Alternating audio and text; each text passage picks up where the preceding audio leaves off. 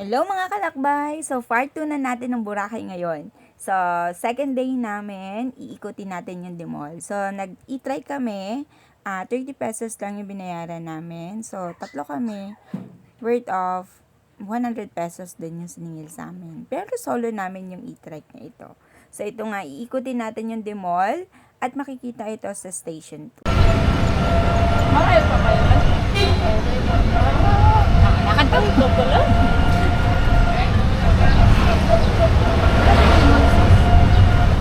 Doon yung mga pagkain, mga mall, mga bilihan. Halo-halo. Oo, may inasal. May inasal po ba doon? Lahat na kasi doon. Pasok kayo sa loob. Opo, yun nga sa loob. Marami pong kainan po doon. Taga-saan po kayo? Palawan po. Alam niyo ba guys, every time na nagda-travel kami at tinatanong kung taga saan kami, at pag sinasabi namin taga Palawan, grabe, talagang amaze na amaze sila sa Palawan. Saan po? Palawan. Opo. Tayo. Ako yun. Dito, 6 hours. Dito, malapit na. Labas mo na. Hotel, fix na eh. Ay, hindi po. Sa El Nido ganun din. Paglabas mo sa mga hotel, yan na rin po yung beach.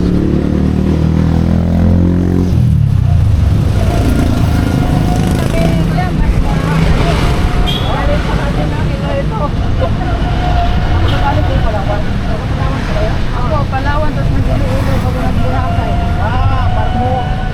Kasi aeroplano mahal po eh. Pero plano din. A few moments later. So, here we are now at the mall. So, ito na nga, maglalakad-lakad na kami. Papasok pa po yung the mall. So, picture-picture muna. At syempre, first timer tayo dito. Kailangan mayroon tayong picture. Dito.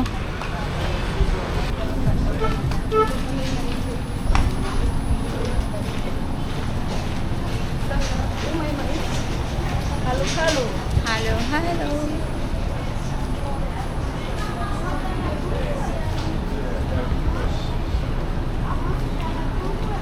Ito yung hinahanap ko. Bili na naman. Malaki yung ano. Ganyan ang binili natin ng karami sa akin. Hindi yun yung...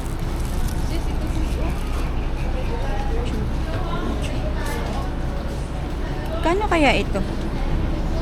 Pangbagahe ko lang.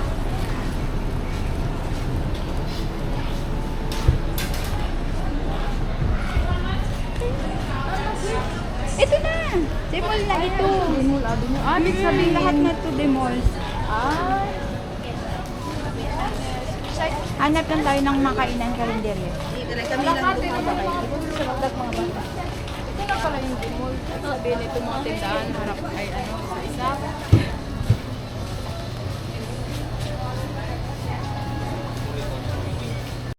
Ang the mall guys, makikita sa station 2. So, marami ditong kainan. Marami ditong mabibiling pasalubong. Pero, mas mura yung napuntahan namin sa station 3. Compare mo dito na very expensive. Pero, magaganda yung mga summer attire nila. So, andito na tayo sa front beach ng The Mall. So, ito yung maraming mga artista dito na pumupunta. Maraming mga Hollywood actress. Yan. Ito talagang puntahan dito sa Station 2. So, mas maganda dito pag hapon dahil kitang-kita yung sunset. Ano makakita tayo ng Wala tayong ano eh. Taga... picture. Ganun na lang. So, this time guys, iikutin muna namin yung The Mall. So, ito yung ay Station 2. Pwede naman itong lakarin. Kayang-kaya itong lakarin. Simula sa Station 3, Station 2, Station 1. Pero dahil mainit nga, kaya nag-i-try kami kanina. So, magsa-sightseeing muna kami dito. Ayan. Tingin-tingin muna tayo. Ang daming nakabikini guys. So, ito pala yung tsura talaga ng Boracay, no? Sobrang puti at pinong-pino yung kanilang buhangin. So, lakad-lakad lang muna kami dito and hindi maiwasan na maraming mag-o-offer sa inyo dito ng mga water activities nila. So, depende na lang sa inyo yun kung kung igagrab ninyo. Pero kami dito, sa bandang huli, parang nabudol na kami. Kasi nga naman, hinihikayat din talaga kami ng water na mag-activities. Ang totoo niyan guys, naghahanap talaga kami ng makakainan. So, dahil palas 12 na and meron kami land tour today. And 1 p.m. ipipick up kami sa harap ng McDonald's. So, inaantay na lang namin yon na dumating dahil meron pa siyang guest. So, kami yung next niya na ilaland tour and mamaya iikutin natin tong Boracay. So, sa land tour naman, sa part 3 na lang po yun, ipapakita ko sa aking vlog. So, ito, ikot-ikot muna and naantay namin na mag 12 p.m. para kakain na kami after.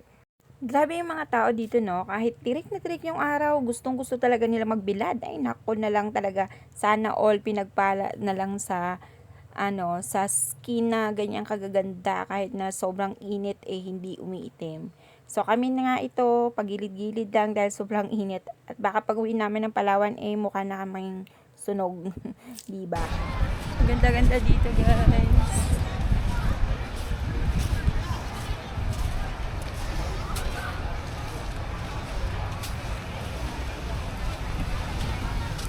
Ginagawa mo. Abay, vlogger na rin talaga tong kaibigan ko. Tingnan mo. So, wala nga kami taga-picture, wala taga-video. So, sarili na lang talaga ito. Kanya-kanyang kuha na lang ng spot. Kung yan, para lang may makuha kami magagandang mga video. So, yan. So, salamat na lang sa stick na meron ako. Selfie stick dahil meron ako nito. At nagagawa ko kahit mag-isa lang ako. So, ito, ikot-ikot na naman kami. Naku, wala katapusang ikot. Sobrang haba talaga ng beach na ito. At ang daming mabibilhan. Pera na lang talaga ang kulang, guys. Wala tayong dalang malaking pera dito para ibili ng mga pampasalubong. So, limited lang. O, diba? Kasi, pagbalik namin ng Iloilo, mag-i-stay na naman ako doon ng ilang araw, 3 araw. Tapos, itong mga kasama ko magpapakuyo na. O, diba? 3 kami pumunta dito tapos iiwanan nila ako. Char.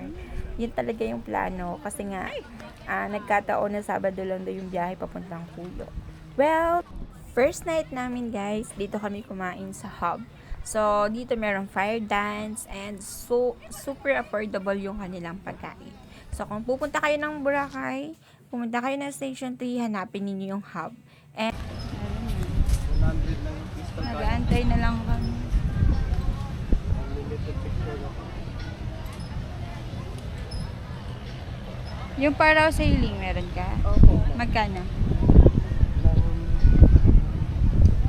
Pag private naman kasi ma'am, pero pag joiners, Joiners lang. may nag-alok na ba sa inyo ng parang?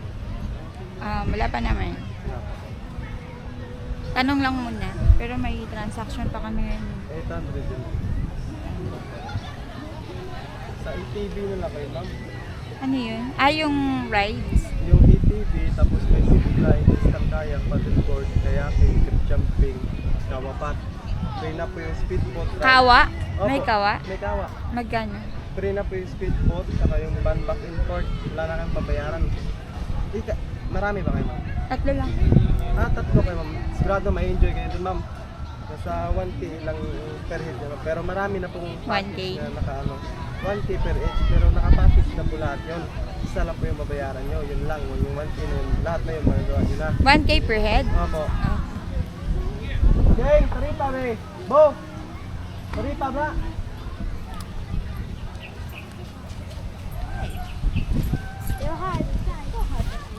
Sis, try natin yun. Ma'am, dun ma'am. Free na po yung kayak dun ma'am. Wala na kang bayaran dun ma'am. ETV na dun. ETV package. Ito si So, ATV. Tama mo, marami na po. Naka-package na po. ETV zipline, skybike, tapos paddleboard, kayaking, crystal kayak, spider kawabat ma'am. Ito yung mga gusto kong ano. Ito ma'am, lahat na to ma'am, isa lang po yung 1K. bayaran. 3. Lahat yan na experience na. Hindi. So, ito na nga guys, napauon na kami nito. So, para kinabukasan, meron na kami water activity. Kasi ngayong araw ay magla-land tour kami. So, pumayag na kami. And para wala na rin kami ibang iisipin. So, sa halagang worth 1,000, marami na kayong magagawa doon. May zipline, meron kayong spider web, kayaking, ATV riding, lahat na. Basta marami yon, kawa bath, and so on. Marami pa. Marami kaming hindi nagawa pero nakita namin doon sa area. Nasa isang area lang yung mga activities na yon. And so ito na nga, nakapag-decide na kami na pupunta kami bukas. So, nag-down payment kami dito ng 500 pesos. Pero pwede namang hindi kayo mag-down payment kasi lahat ng station meron water activities. At every time or oras-oras meron po silang schedule na pwede kayong mag-water activities po. So, binigay ko na nga yung 500 dyan. Then, pinicturean ko si kuya. Syempre, mahirap na. Baka mamaya mabudol kami dito, di ba? At syempre, kailangan kong hingin yung kanyang mga details din. And pinicturean ko siya for assurance na hindi kami may scam. So, by the way, yun lang po. Thank you for watching.